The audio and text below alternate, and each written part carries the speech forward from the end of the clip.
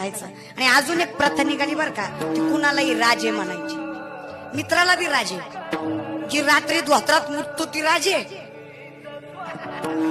हा जायचं. आणि अजून एक प्रथा निघाली बर का, ती कुणालाही राजे म्हणायची, मित्राला बी राजे, जी रात्री धोत्रात मुततो ती राजे.